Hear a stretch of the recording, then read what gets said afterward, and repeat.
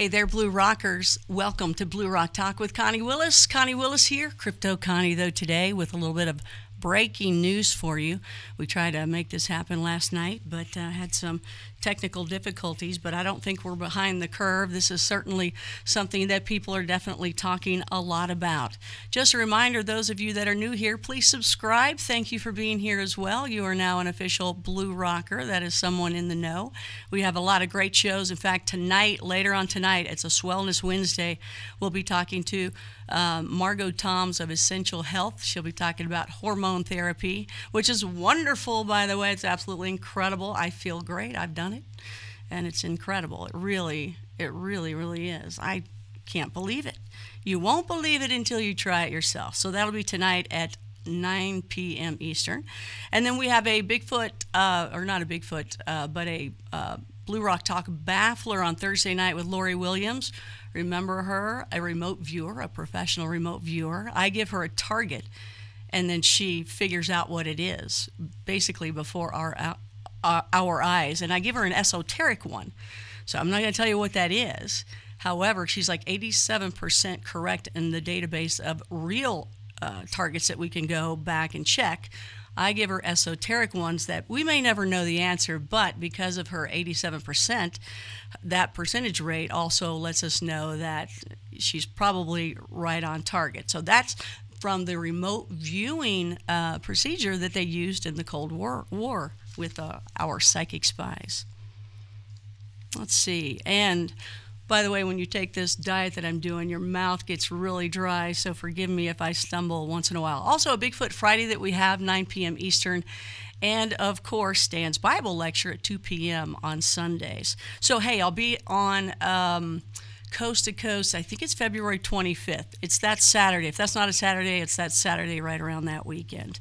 I hope that those of you that join us will also take a look at these hoodies and these mugs and get yourself a Blue Rocker hoodie.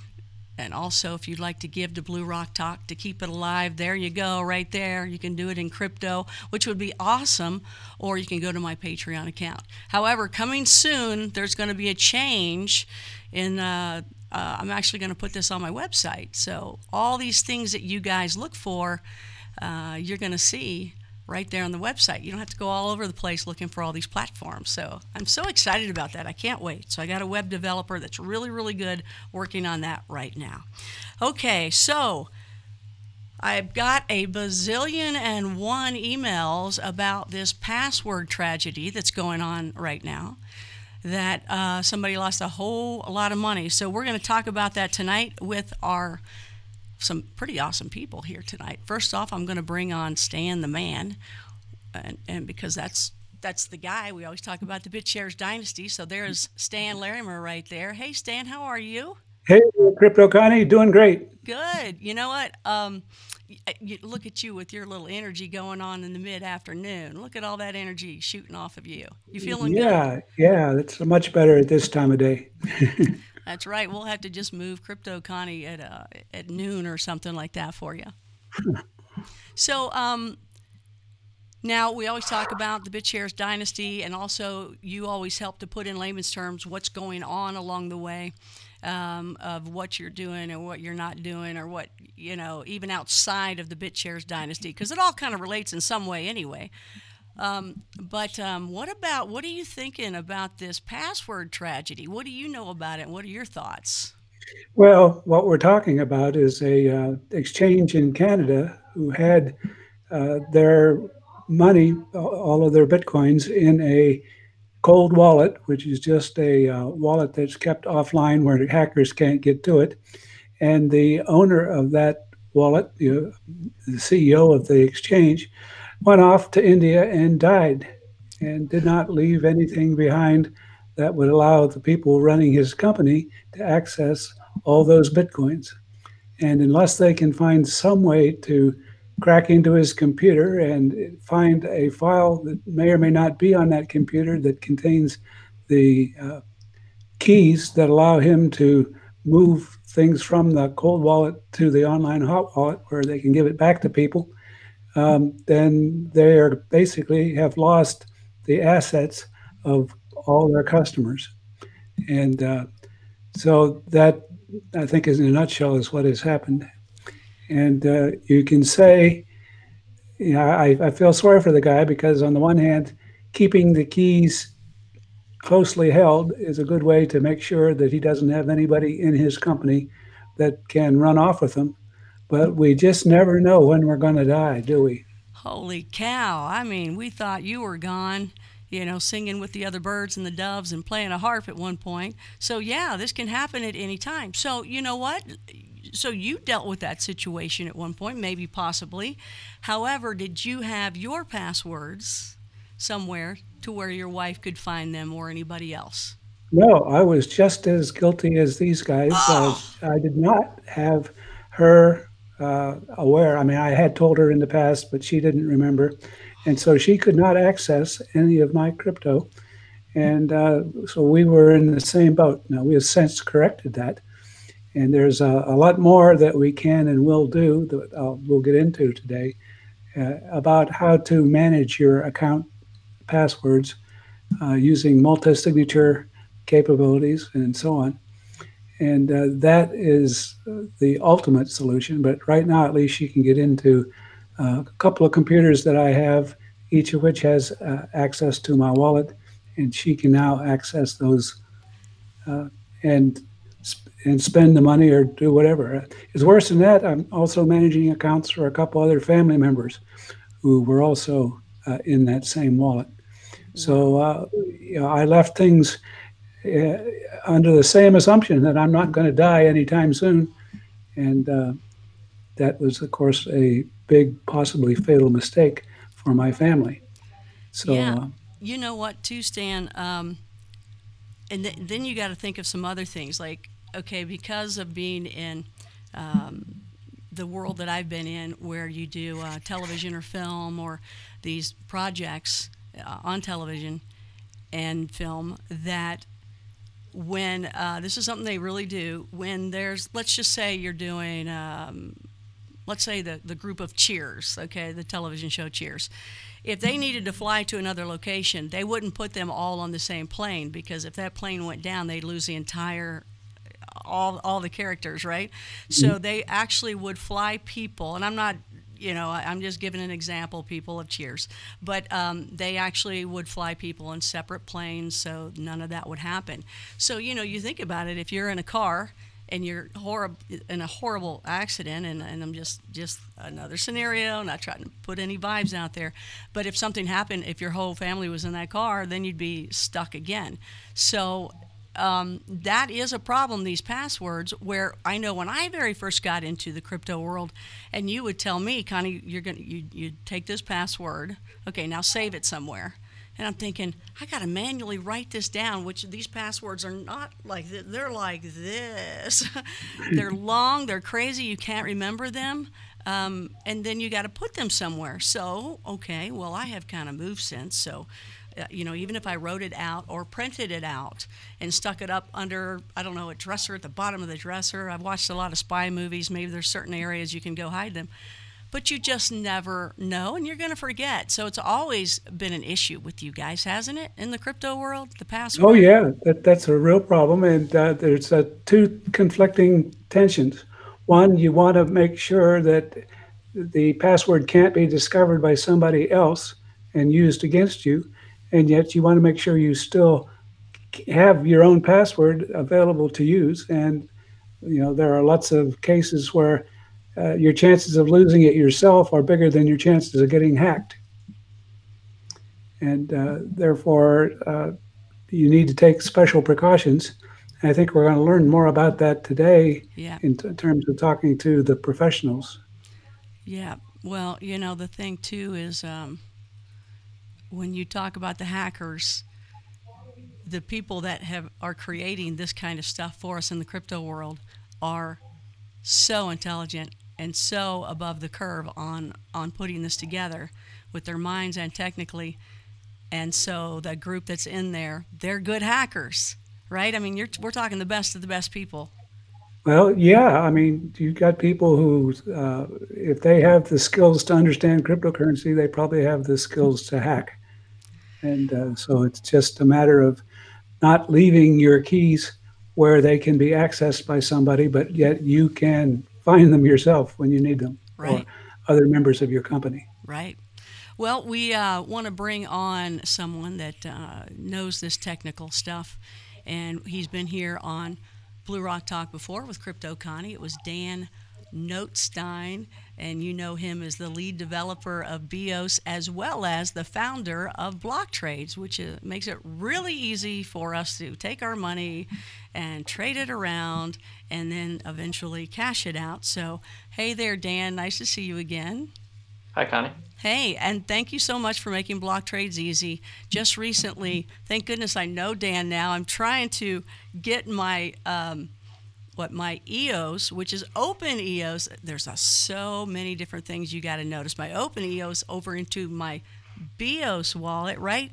No, or to my EOS wallet. Then to your EOS wallet. Yep. See, it's crazy, but if I didn't have him helping me on this, I wouldn't get it done. So I know why a lot of you guys stop, but don't stop. Hang in there, and we're counting on Dan to make it easier for us. So you got a lot of pressure on you. We're working on it. I know you are. So now, what are you? I hope you're working on these passwords as well. So what are your thoughts about these passwords? And, and what about just what just happened as well? Yeah, I mean, Stan laid it out pretty well, I think, in terms of the tension. There's the problem that you don't want to trust the codes to too many people, because the more people that know it, the more, somebody could go bad, take the funds, so you can have internal fraud, or just, inadvertently slip it and reveal it through their computer to someone else. So you don't want the passwords stored in a lot of places, but on the other hand, you don't want to have a single point of failure either. And in this case, I mean, it was particularly bad. It wasn't just a single point of failure. There was multiple points of failure. It wasn't just the guy. Even if the guy had not died, it sounds like, from what I understand, just if he lost his devices would have been the same problem. So if he lost his laptop and maybe his cell phone, I'm not sure if even that had a backup. But if either of those, just say he dropped them and the data got damaged, then there's no way he knew those codes in his head. He might have known a password to get to the codes, but I just doubt this. It's just literally no chance that he really knew the keys themselves to get there. So that was pretty bad. So ideally, I think for an exchange, you should have at least a few people who do know the codes. And it's not that they have to know the codes directly, but they have access to them in a way that only they can get to, like with the password. And you also want to have something to handle the case of where they die. So in that case, the easiest thing to do is they store off a paper copy of the codes in like a safety deposit box. So that way, if they do die, their executor can handle and get access to those codes. What a terrible thing to even think about. But you know what? It's inevitable. Every one of us will. We try to really get that out of our minds every day and not think that way. But it really is the truth. We're all going to go that way. So I don't even think anybody's agreed upon the amount of money that is lost. I've heard 130, 137, and just showed you 190 as well. Does anybody know that for sure? Somebody probably knows, but I suppose it depends. I think one of the confusing factors is a lot of times being reported as CAD, as Canadian dollars. So as Canadian dollars is going to be much higher than US dollars. So that's one of the confusion factors. Okay. Oh, that's true. That's true. Okay, that makes sense. Yeah, because and there's kind of another issue, which is so this exchange had multiple coin types. It had Bitcoin, but it had also other coins. Now, they haven't actually said which coins were lost, but I think it's a safe assumption that it was the Bitcoins that were lost. Whether the other coins are lost is probably an open question. So some of the funds they probably still have for some of the coins, and then they probably lost where most of the coins were probably stolen, which were the Bitcoins. But this leads to an interesting problem from the point of view of how to pay people back. So you kind of go with two different methods. One would be if you had Bitcoins, you lost your Bitcoins. If you had Ether and they still have the Ether, you get your Ether back. But I don't think they're going that way. I think they're going the way of they're treating them all as just the total assets of the company. And so everybody takes a hit regardless of whether their money was in dollars or Bitcoin or Ether. So that's another factor that could be in play. one number could be the amount of Bitcoins that were lost, and another one could be like related to if there's other coins that were lost or something like that as well. And you know, I've read several different articles, and there's always something different in each one. And hopefully at that point, when people start reading these, they realize how the media or how people will start changing, and the story manifests into something else. And so that's why people got to be careful when they watch the news or read it somewhere. You know, it's like that old what was it, the operator game or phone game as a kid, where you sit in a circle and someone would start out and say, apples are great, and by the time it came back around, it said something like, watch your local television show tonight. You know what I mean? How it changes. So yeah, I'm going to there's throw definitely out distortions that can happen. Yeah, I think in this case, the most likely thing is just simplifications, because the real problem is complicated, and sometimes it just gets simplified down. Well, my question was all the money his, and his wife is working to get it, or was that money as well that was supposed to go out to people in the company too? No, most all the money that wasn't his at all, it was his customers. So in other words, they're acting kind of a little bit like a bank. They're holding, when you put money on an exchange, when you send funds from your own wallet to an exchange, you've like temporarily given them, just like when you put your money in the bank now has your money. So if that bank gets robbed, your money gets robbed. If the bank burns down and you actually had literal dollars in there, then there's a question of, is your money existing anymore? In practice, yeah, your money is, but if, say, I guess a better analogy, say you put something in a safety deposit box and it's flammable. The bank burns down, your stuff is gone. So in this case, the Bitcoins that you sent in are gone. But banks have some sort of safety for that, to where if it burns down, well, not for safety deposit boxes. Oh, if you store something in a safety deposit box and somehow that gets destroyed, yeah, there's nothing. Somehow, because I think they really fix. They only do it for their bank accounts. I don't think there's any safety. But I think the actual safety boxes, they're prepared in a way. Oh yeah, like they're trying to make them fireproof. Sure. Fire, yeah, okay. But if somebody blows up the bank, I hope mine lasts. That blows out and then lands on a pillow somewhere, and is safe. So, but in this story, so hundreds of thousands, at least one of the numbers I got was 100,000 customers are losing out. So that means they're freaking out. They're not happy. Now, this is where someone has questions, and in fact, in the live chat, someone brought this up too. They say now the question remains around this man's death. And also, the death certificate is also spelled incorrectly. So, the plot thickens here, right? That's right. So there's people concerned that maybe he's faked his death or something like that. He's alive and took the money and ran, If that's the case, it would become obvious at some point, because the idea right now is that money is like lost, means it can't move from where it's located. So if he ever wanted to use that money, it would move and it would be publicly seen when it moved. Well, here's another. It would be a stupid way to do this, because as soon as you move the money, everybody's going to know he's still alive. However, I've been watching a lot of those shows, right? So CSI, Medium, stuff like that. So, no, look at it this way. The wife goes in to get the money because the husband's died. So if the wife goes in to get the money, then that's okay. She can get the money. But the husband's really somewhere out in, Timbuktu. And well, she can't get the money, though. In this case, she can't get the money. No one can get the money. Well, no one can, yeah. So, but even if she argues the point, they still got to hand it out to everybody. And the first time somebody moves the money, you can trace it to where it went. And as soon as you try to exit with that money to exchange, you're going to have KYC, AML, know your customer information that will tell you who it is that moved the money. And transparency. They can track it down. That's what the blockchain's all about, right? Transparency. Yeah, well, I mean, in this case, we actually know, supposedly they're claiming that only one guy has these keys, and that's the dead guy. So if the money moves, it means somebody either broke into his computer successfully to move the money, or he moved the money. I gotcha.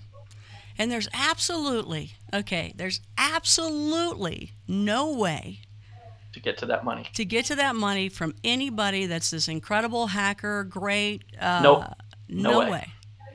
The fact is that to guess the code that would unlock that would be the equivalent of guessing which grain of sand in the universe has the money on it. The amazing Kruskin can do it. I know he can. I know he can. Let's put it this way. If you could do it, you could steal everyone's Bitcoin. Wow. Well, I think there's still people that try to do that, right? Not this way. No one's trying. No one's trying this way. There's easier ways to steal people's Bitcoin. It's just really hard to do. There's no way, and that's what you guys have created to where no one. Yeah, it was designed. It's designed. I mean, this is Bitcoin's design, so that it's not possible to steal the money by guessing the password. So when Dan Larimer came along, and he put together these blockchains, and you guys know all about this, was a part of that to have easier passwords to not run into those problems? Because I know this is not the only situation it's happened. It's just such a large amount, and people are making a big deal about it now. But it's happened with a lot of people. The same situation. I know it has because I've read about it before in the past. Well, there's actually two kinds of passwords we're talking about here. So one is what's called the private keys. And the private keys are ultimately what's used to access the cryptocurrency, whether it's Bitcoin or any other cryptocurrency. And those are those really long string. These are really long string of numbers that nobody bothers to remember because they're just too long. So you might print them out on a sheet of paper, but you don't keep them in your brain. So what happens a lot of times is when you want to access them from your wallet, you don't type in those keys. Your wallet actually already knows those keys, but those keys are kept, and there's more than one too. That's another factor. So there could be a lot. You could have 10 or 20 easily of these keys, or even more. So there's no way you could possibly remember them all. So what you do is they're all stored in your wallet, but they're stored in your wallet in an encrypted form. So you have to know the password to decrypt those keys. And that's the password that can be something you can remember potentially, although it should still be fairly long. But certainly if somebody uses a very simple password, it's possible for someone to hack into their computer, get access to their wallet and guess the password, and then access the big long keys. And that would be a different type of security failure than simply hacking the keys themselves, which are essentially unhackable. That's right. Yeah, hacking the keys isn't really feasible, but hacking someone's simpler password is definitely feasible, which just requires access to the computer. And for instance, if somebody gets access to their computer, they could potentially just sit there and watch all the keystrokes that are typed into that computer and wait till they type in their password, and then they'll have your password. Well, you can go in and change your password as well anytime, correct? Sure, but they can also see you changing it every time you change it.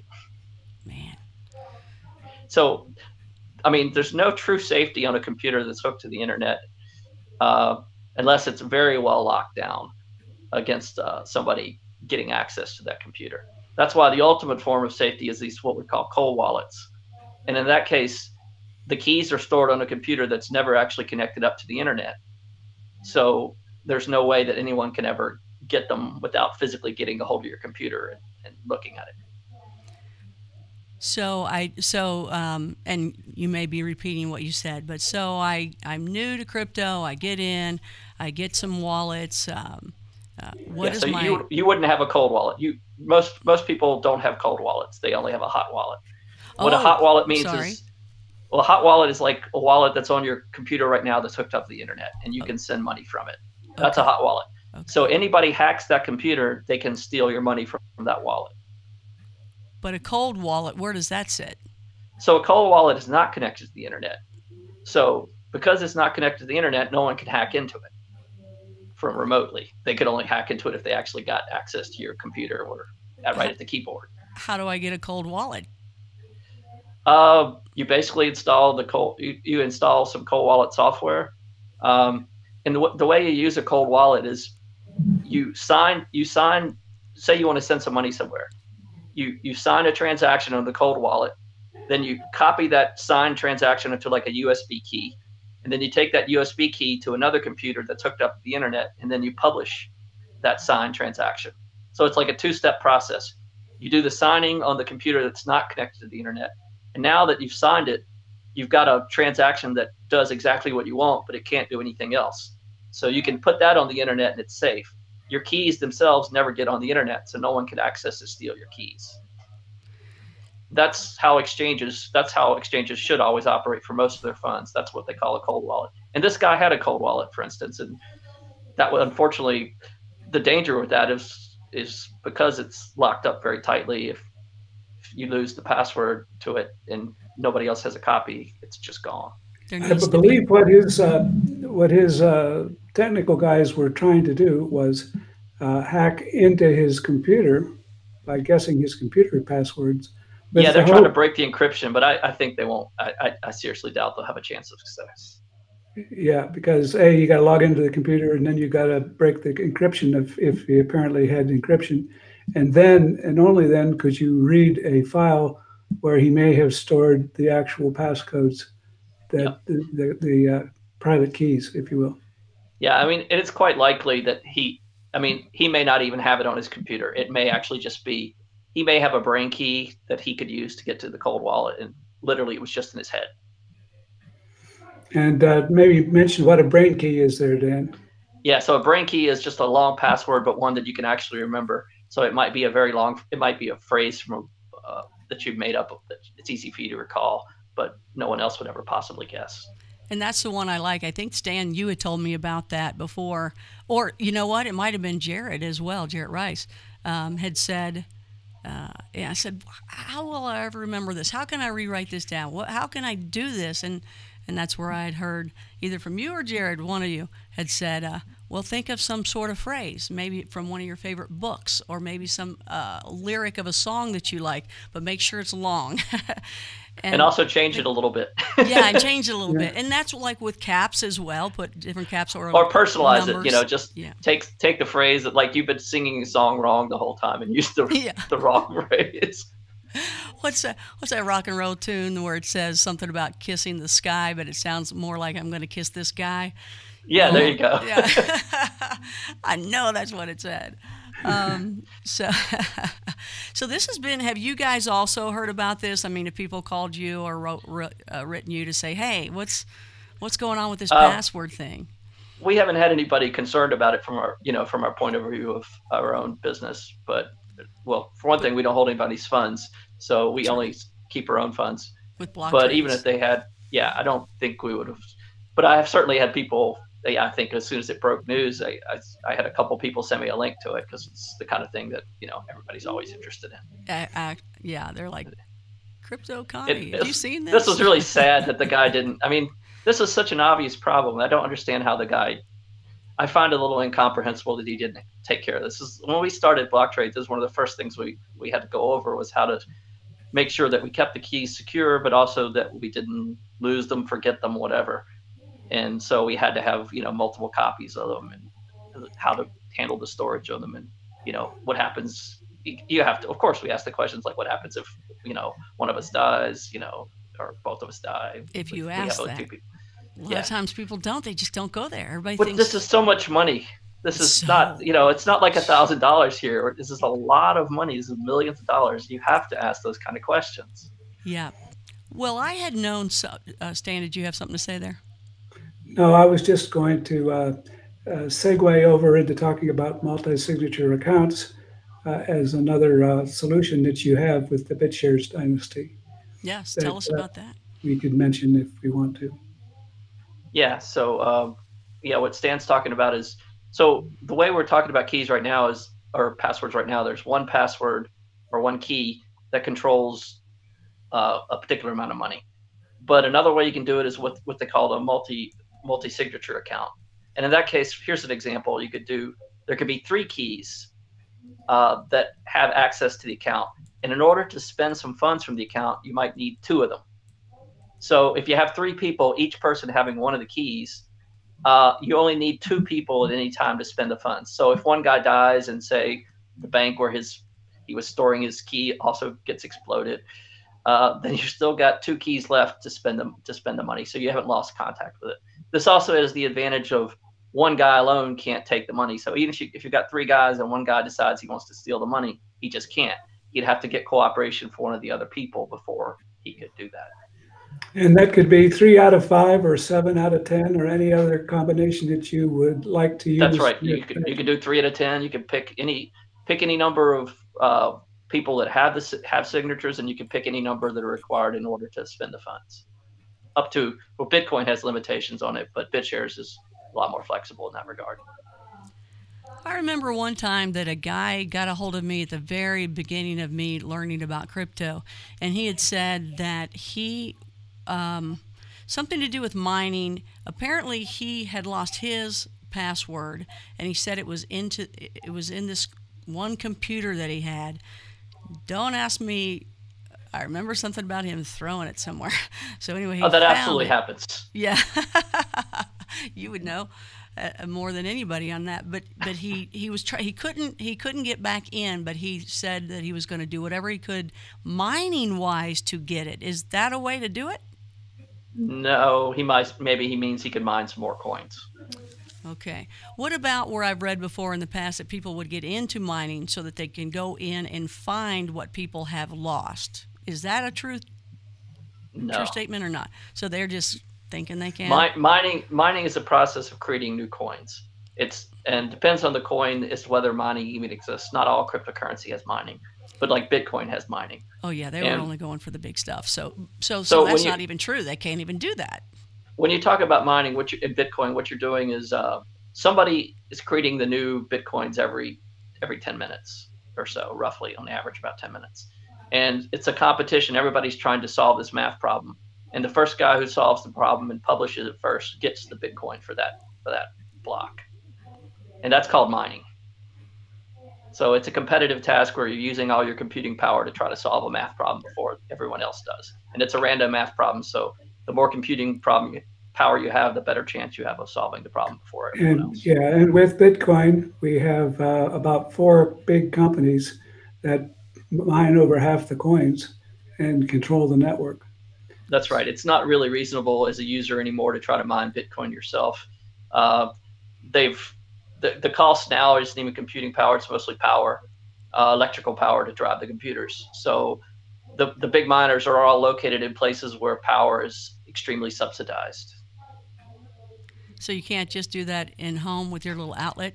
You could, but you're just not going to get any Bitcoin. Okay. You can try. You might get lucky, but it's like, rolling that, dice with 10,000 sides and expecting it to come up one. If you want to waste maybe 100,000 sides. Right, okay. Yeah, don't waste your time. It's a waste of time. Okay. But that's not to say it's true for all cryptocurrency. Some cryptocurrency, the mining is still more open. So when people talk about mining nowadays, they're probably talking about mining something else other than Bitcoin.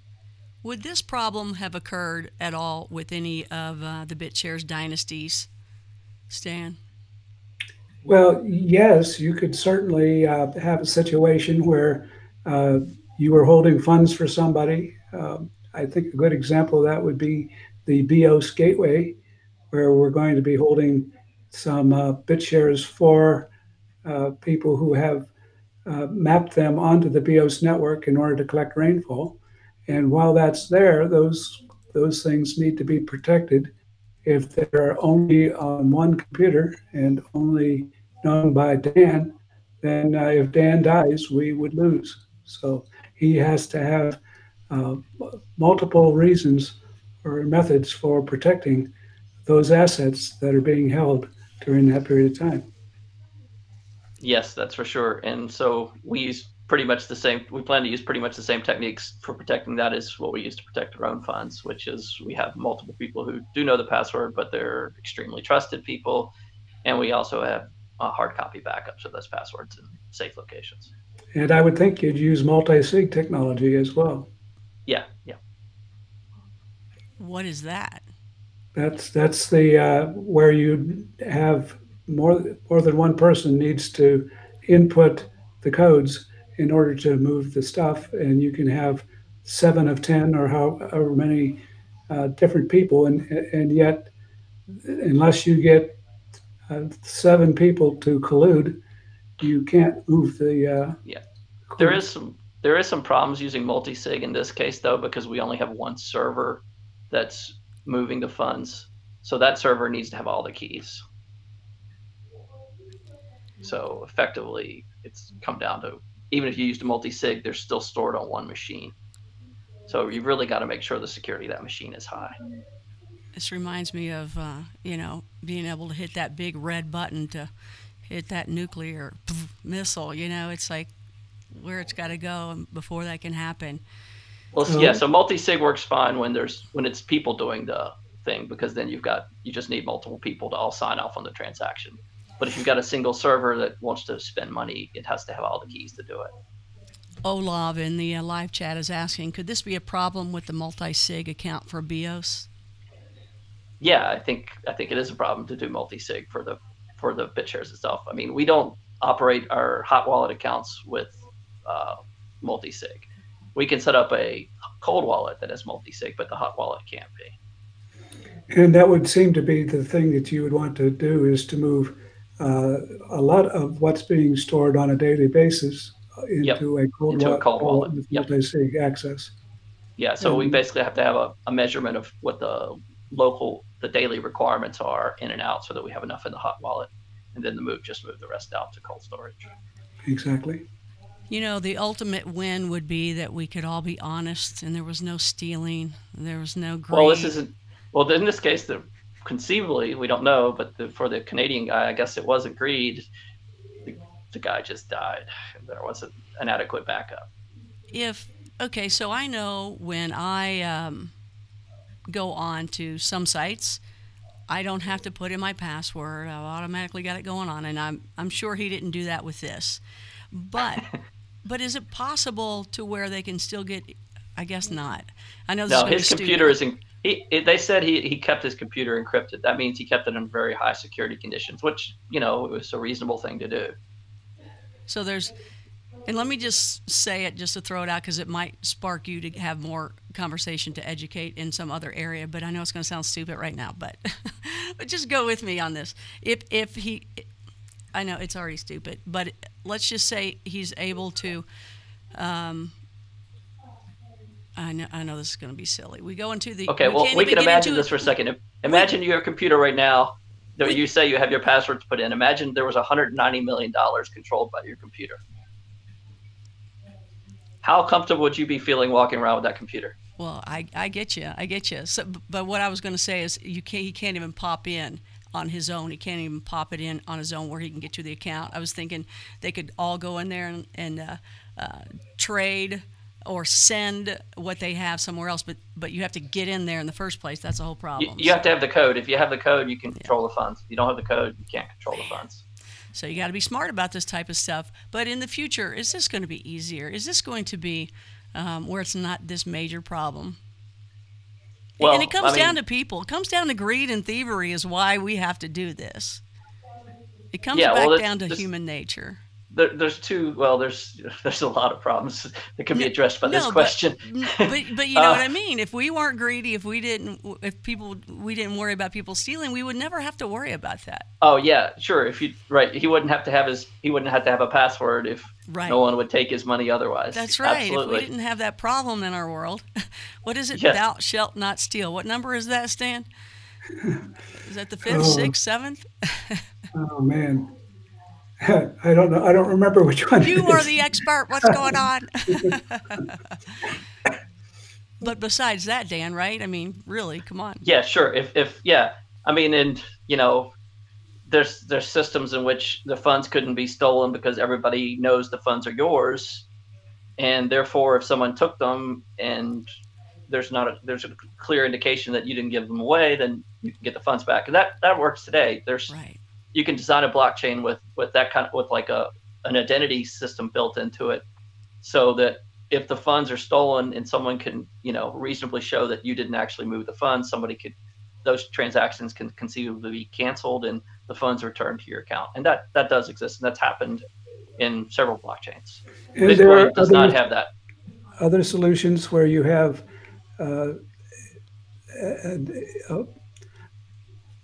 heck, I just lost my train of thought. Well, never mind.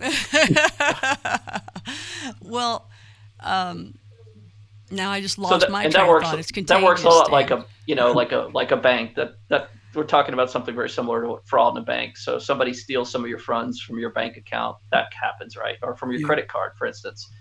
Somebody spends some money from your credit card. If you can somehow prove or at least convince the credit card company that it wasn't your expenditure, they can return money to your account. You can do similar things to the blockchain. It's possible. And some can be set up on time tag type transactions that you get to reverse for a certain number of period of time if someone moves the stuff on you, and you can take it back. Yep. And you can have stuff locked up so you can't be spent right away. Various variations on that. Mm-hmm. That happens in STEEM, for instance. If you've got your STEEM powered in what's called powered up state, it takes time to withdraw it. So if somebody gets your keys to your account, which happens sometimes, because people sometimes leak them inadvertently, and that happens, all they can do is take whatever is like liquid, and anything that's powered up they can't get. So you can usually get most of your money back. There's one good thing. That's one good thing about that, because otherwise I'm hating it, going, what, I got to wait this long? Come on, hurry up, power down. That makes sense. Okay, that makes sense. Well, with the situation of this, and again, one of the stories that I had read was, okay, the guy dies, the wife is looking to get the money, cannot do it, so now she's got to deal with the death.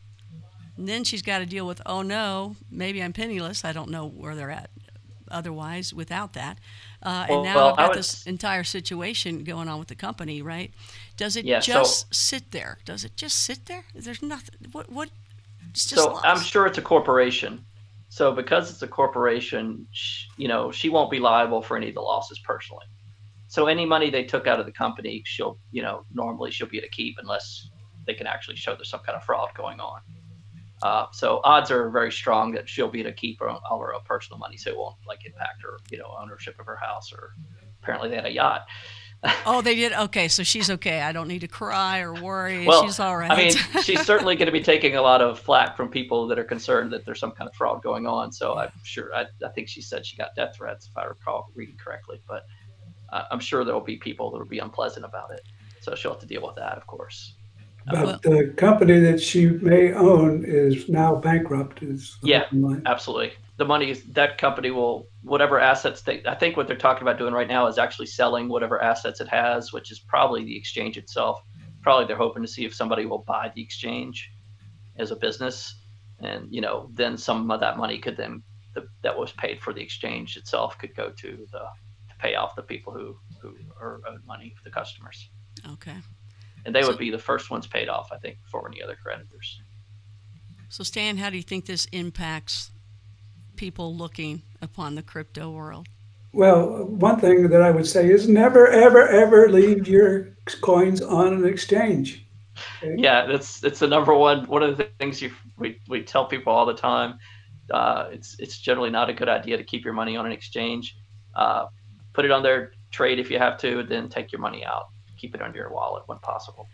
So when is it, because me as the newbie, I'm like, talking to Dan along the way, Dan, am I on the exchange now? No, it is in a wallet. So I'm not even quite sure where that is as I still learn it. And I know there's a ton of other people just like me. So when I have my money in the BitShares wallet, and then I'm turning it into Bitcoin to cash it out, and I go through BlockTrades, when is it on the exchange? Okay, so BlockTrades is kind of a special kind of exchange. So it's your funds only for a very short period are stored on the exchange. So a normal exchange, it works like this. You send the money to the exchange and they credit you. So you send some Bitcoin from your wallet, and then on that exchange, you'll see that you now have they'll tell you on their little webpage that there's some amount of Bitcoin you have there. And then you can trade that whenever you want. But all the time it's there, it's stored on the exchange. It's no longer in your wallet. When you send funds to BlockTrades, it leaves your wallet, it comes to us, and then basically, within a few minutes or less, we will send you another coin. So basically the Bitcoin you gave to us, you're not storing it for you, you actually gave it to us, and it's payment, and we're sending you another coin to another wallet. So we don't hold funds in any real sense for very long. We hold it, you could say we hold it for just a little teeny bit, like a minute or so, because we haven't paid you the resulting coin yet. But so it's like if we got hacked during that minute, then you could lose your funds. But after that, there's nothing. You have your payment, and it's money we're holding now. It's our own money. So if we get hacked, it's our loss, not yours. So that's kind of the difference between how an instant exchange versus versus a regular exchange. And I definitely don't recommend keeping large amounts of money on a regular exchange. The problem isn't the one that happened here in Canada, because that's a relatively unusual one where they don't have a backup of the keys. The more common problem, and it happens a lot, is the exchange itself gets hacked and the funds get stolen right out of the exchange. And that happens a lot. I mean, it seems like once a year, or maybe sometimes a couple times a year, that you'll hear about a major exchange that gets hacked. It just happens a lot. Well, let me throw out this scenario. Let's say that I grow apple trees, and you come and you buy a bushel of apples from me. You leave and you get attacked by somebody or something, and you lose all your apples.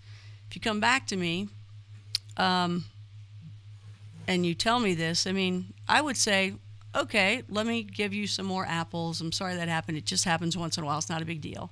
So here's another bushel of apples. Is there any setup with Bitcoin at all where it's like, we know it is proven, or any of these other cryptocurrencies, it is proven that you have lost it, you have missed it, you have shown every piece of evidence whatsoever, and in this situation, isn't there a way that, you know, people, you said they're mining these constantly, they're creating new Bitcoins constantly. Okay, so there's a couple. Can say, here you go? There's a couple issues. Of course, this isn't a few apples. This is a lot of Bitcoins. Oh, I know, but that means they've also paid for it too, though. It's been paid for. Okay, so let's try to make concrete what the scenario is. So are you talking about the case where an exchange has 190 or 100 million Bitcoin, and somebody steals that 100 million Bitcoin, and everybody knows that it was stolen? And can they get the funds back? Is that like the case you're talking about? Oh no, not stealing. Just that it's been lost. Okay, so you're talking about losing keys. Yeah, I guess so. Okay, so yeah, that's one possibility, is you could lose keys. Yeah, this situation that we're looking at. So here's the problem with that. How does anyone know you really lost the keys? How do they know you just say you lost them, but you haven't lost them? Well, wouldn't there be a way to say, okay, we see all the evidence, just like this story that we're watching now. Then you give it back to them, and then they're cut off in some way to where it's not going to happen again. It's all transparent. Isn't that okay? Big reason for the blockchain? It's transparent. The transactions themselves are transparent, but what's not transparent, at least in Bitcoin, for example, is who owns the keys. So you can see a transaction moves from one place to the other, but the only way you can show ownership is to have the keys. In the Bitcoin, the definition of an owner is whoever has the keys. If you don't have the keys, you have no way to show you're the owner. And there's no central authority that has the authority to say, turn off one set of Bitcoins and turn on a replacement set for you. Right, but there is just to clarify that, it is possible in theory to do that. Because while there's no central authority, you could convince everyone running the Bitcoin software to upgrade their software to a version that says, yeah, the money's not there, it's over here. So it's theoretically possible to do something like that, but you'd have to somehow give a reason that's convincing for why everybody should make that change, and it's going to be very hard to do, and most people running Bitcoin are going to totally reject that idea. Wow. Well, I hope something happens for them. It undermines the fundamental integrity of the network if people are going to go in there and reassign value due to what amounts to a fiat accompli, where you only need 4 of the largest miners to agree to do it. And if they started doing that, people wouldn't trust the Bitcoin system anymore, because it is shown to be malleable, and you can't count on a transaction holding up without somebody second guessing you. So no one's going to allow that. So again, what is your conclusion or solution to this? Well, you should, if you're going to leave money on an exchange, you should check with the exchange and understand what its mechanism is for protecting its assets. And that's very hard to do. So I wouldn't get on an exchange. I would use BitShares, which is an exchange where you keep your keys to yourself and never give them to anybody else. And that's one of the really great things about BitShares that solves this problem. Well, you still got to give the passwords to someone somehow, just in case. Yeah, but you are in control of your passwords and who gets them. Oh, I got you. And the exchange, the biggest thing to take from this is don't store your money on any exchanges. Yeah, because you see, exchanges are big targets for hackers too. So while somebody may not be trying to hack your computer right now at this moment, you can pretty much guarantee that there's someone trying to hack every exchange right now. How can they do that and not ever be caught? Because they're going through the computers and routing through other people's computers, so they don't even directly attack from their own computer. They might take over your home computer and use your computer to take over somebody else's computer and then attack through that computer. Oh, then you're in jail. Well, hopefully they'll see that you aren't likely to be the person mounting that attack. No, this chick's an idiot. She's not doing it. Somebody's doing it through her computer. That's right. It could be a problem if you're a hacker yourself. You might be a little more suspect at that point. But then hopefully you protected your computer well enough that they aren't doing that. Well, man. So, Dan, we know that you're What? Go ahead. Yeah, go ahead. I was gonna say, yeah. I mean, that's kind of the general problem for tracking down a lot of computer crimes is that people basically leverage other people's computers along the way and put them into sort of a line of defense. So in order to track back to the original computer, you'd have to trace through all the computers along the way that were compromised first. I'm glad you all do this job, and certainly not me. I'm glad you guys are the front runners of this for sure. So everybody, this is Dan Notestein. He is the lead developer of BEOS, as well as he is the founder of BlockTrades, which I love. So thank you for making that. It's so easy. Thank you so much for that. Seriously, when I was talking with Dan originally and said, how do I introduce you? And then he mentioned the BlockTrades. I was like, oh, that's you. Because one of the great things about BlockTrades was when I had a problem turning my STEEM to or the STEAM-backed dollars to get it into either it was a BitShares one. I think I was turning it into BitShares at the time, and I had totally messed something up or something happened, and I wrote back to them, help, and it was a good hunk, and they fixed it immediately. So thank you. That's very nice. It came across nice, kind. I wasn't lost, and I didn't have to wait forever, which I've done with Yikes. So we'll see how that one goes. So Dan, just before you take off, I know you got to get to some things, so we'll let you go real quick and we'll talk back to Stan and then close it out. Is there anything else you want to say about this situation that has occurred and any advice you want to give to anybody? I guess probably just repeat what we said before. There's a couple things you can do. First of all, it makes a lot of difference just how much cryptocurrency you're dealing with. I think as to what level of safety you need. But if you do have a lot of money in cryptocurrency, not only should you not keep it on an exchange, I think it's a good idea to consider a cold wallet. It does take a little more work and it's a bit more pain to work with. But if you have a substantial amount of your savings in there, you have to consider, would you be comfortable if somebody hacked your computer and took all the money that was there? So, well, that makes sense. At some level.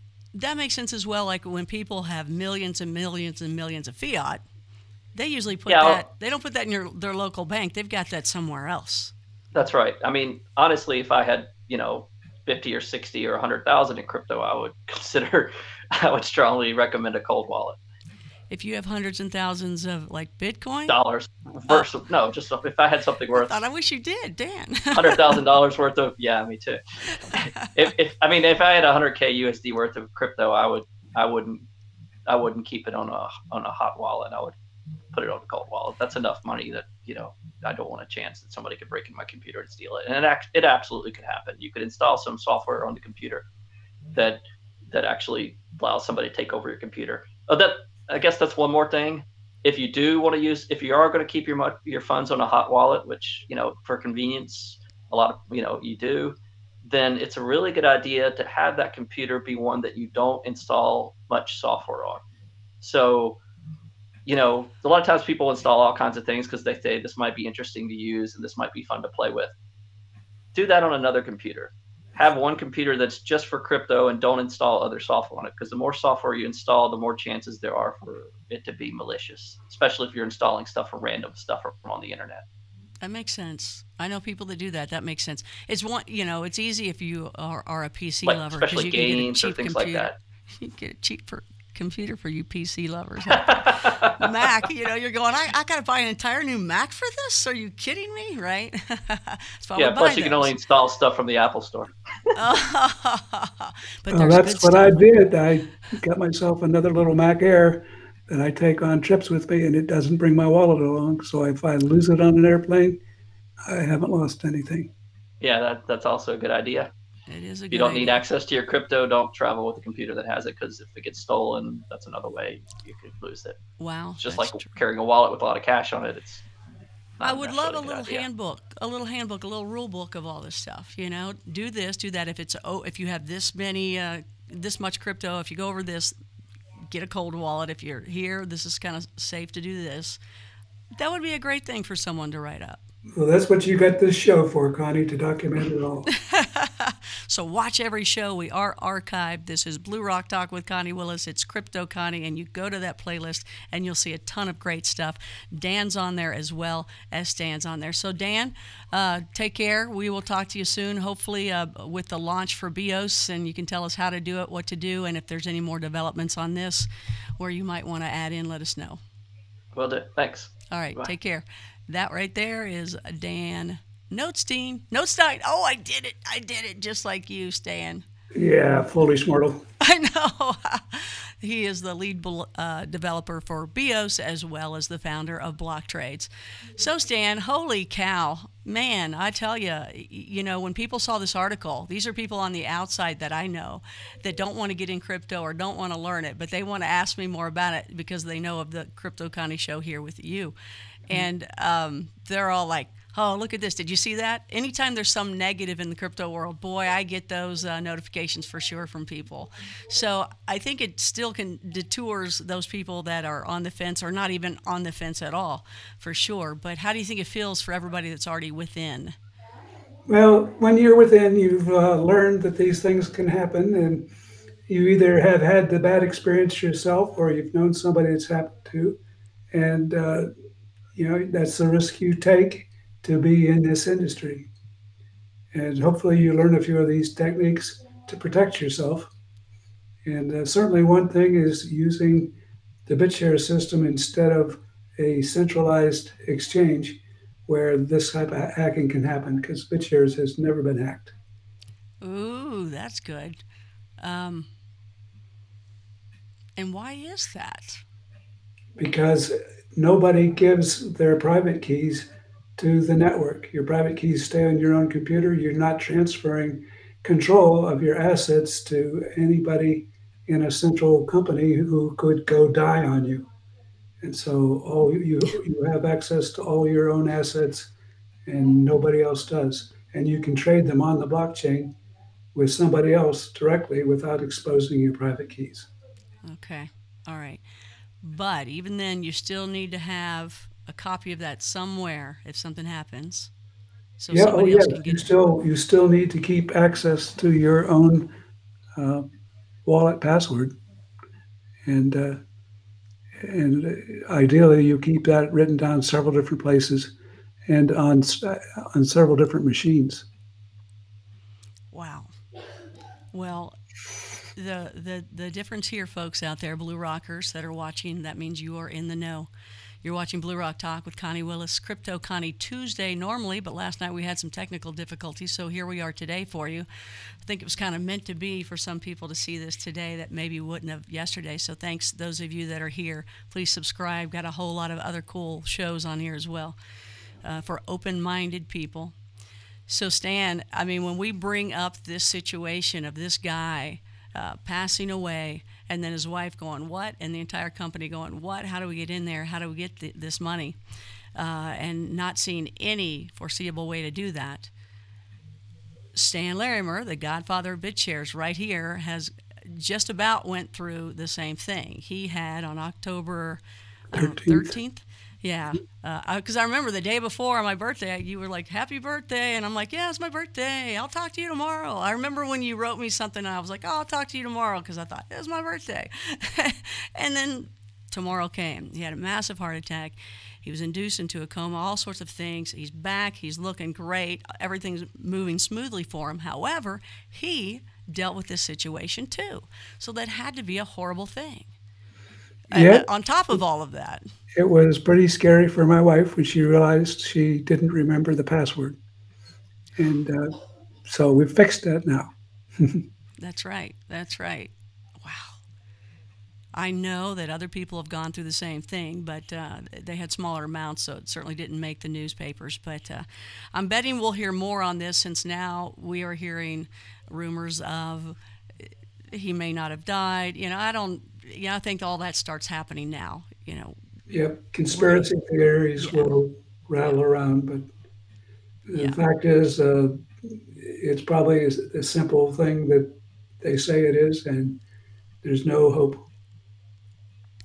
Yeah, wow. So that money just sits there, doesn't it? That currency just sits there. It is essentially hidden underneath some grain of sand in the universe, and nobody knows the address of that grain of sand. Now, so let me throw this at you. Okay, so years and years ago, when we didn't have access to knowing about DNA yet, we hadn't started doing the DNA. In crimes, they would still keep the blood. They would keep all the evidence of a crime scene in a box somewhere. And they would say, when we have the technology to find the real person, that did this crime, well, we'll pull these boxes back out and we'll use that new technology. So one day, you never know, somebody might be able to go and get that little grain of sand. Yeah, that if they get quantum computers running, it's conceivable that they might have the capacity to crack Bitcoin, but not likely anytime soon. Man, all right. Well, there you have it. This is Stan Larimer, the godfather of BitShares and the bad daddy of BEOS.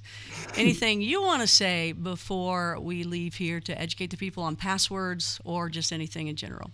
Nope, I think we've pretty well thoroughly covered it for folks, and I think we certainly are paying attention to this in terms of how we're going to secure the BEOS system. Yeah, oh, absolutely. This will wake up some people for sure, and it'll scare some people away from doing any of this. There was already enough people scared away, right? Now, I know a few more have, but it happens every time, but there are new people coming along all the time as well. All right. Well, Stan the man, thank you so much. Yeah. Glad to see you're looking good, and you feeling a whole lot better. Is every day better along the way? Yeah, pretty much. Yeah. Are you walking better? I know that's the biggest thing. Yeah, I climbed the stairs to get to my office for this show. And how is it going downstairs? Going downstairs is a little harder, but I can do it.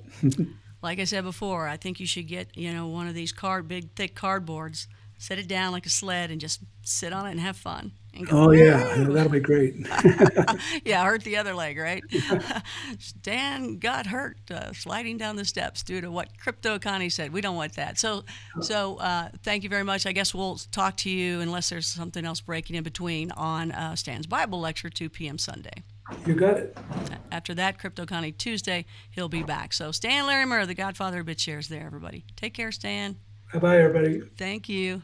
So we are live here. This is Blue Rock Talk with Connie Willis. Those of you that are new and watching this, go ahead and subscribe. Thank you for being here. We do something called Crypto Connie Tuesdays, and we talk with Stan Larimer, the godfather of BitShares. Yes, his son is Dan Larimer, the one that you know, that created BitShares, STEEM it, and working on EOS right now. And, of course, Stan is working on BEOS, the in-between of BitShares and EOS, the best of best put together. So that's where you're going to learn everything about that right here. So there you have it. There's the issue on this password tragedy, and it's always been a pain. I mean, anybody that first gets into it and sees these passwords and what you got to do, it's just a whole nother format, and it's a scary one, and this is the stuff that it can lead to. Hopefully that doesn't happen to you, and it's all a part of education of what to do and what not to do. So we want to thank those folks for showing up. This was a breaking news Crypto Connie, and we of course we'll always do that when anything comes in like that we need to talk about. So tonight, if you stick with us and be a subscriber and hit that notification bell, we're going to be doing Swellness Wednesdays. I feel swell. We're going to be talking with Margot Toms tonight about of Essential Health, about hormone replacement therapy, and also different weight losses that she uses. Incredible lady, really intelligent. If those of you out there have ever thought, man, I don't feel good, I don't know what it is, I guess I'm just getting older. Well, all these hormones start changing really early in life, in 30s and in 40s. Don't think everything's a long time away, but you guys have seen those cable commercials where that older guy, starts poofing out his feathers and he shows his abs and they look great. Well, that's hormone replacement therapy. So it's for men and women. I'm going to tell you, I had just started it and I feel great. I really actually feel swell. That's what Swellness Wednesday is all about, alternative health. Thursday night, on Far Out Thursday, I believe Lori Williams is coming in, going to do a baffler for us. Can't tell you what that is, right? She will let it unfold using the techniques of controlled remote viewing, what the military used back in the Cold War, what you guys know as psychic spies, and what the movie Men Who Stare at Goats was all about. And then Bigfoot Friday coming up for you, Stan's Bible Lecture, 2 p.m. on Sundays. And I will be back on Coast to Coast, I believe it's February 25th. I need to look that up. It's on a Saturday night, right around that little time, if it's not February 25th. All right, everybody. So we will talk to you tonight at 9 p.m. Eastern with Margot Toms and Swellness Wednesday. And yes, coming soon, medicinal Wasted Wednesdays. I love the name, Wasted Wednesdays. It will alternate on Wednesdays, and that is the serious look at the cannabis industry. So until then, thanks everybody for stopping in. We'll talk to you soon.